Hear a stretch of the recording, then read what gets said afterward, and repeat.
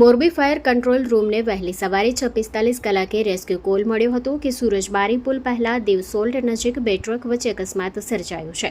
અકસ્માતમાં એક ટ્રકનો ડ્રાઈવર કેબિનમાં ફસાઈ ગયો હતો. ઘટનાની જાણ થતાં Morbi fire team toll plaza road પર પેટ્રોલિંગ તેમજ 108 એમ્બ્યુલન્સની ટીમ તરત જ સ્થળ પર પહોંચી હતી. ટીમ દ્વારા સંયુક્ત તપાસ હાથ ધરી ફસાયેલા ડ્રાઈવરનું સફળતાપૂર્વક રેસ્ક્યુ કરી તેનો જીવ બચાવવામાં આવ્યો હતો. બાદમાં ઇજાગ્રસ્ત ડ્રાઈવરને સારવાર માટે સુરજબારી પીએચસી સેન્ટર ખાતે ખસેડવામાં આવ્યો હતો. અકસ્માતમાં અન્ય કોઈ પ્રકારની જાનહાનિ નોંધાઈ નથી.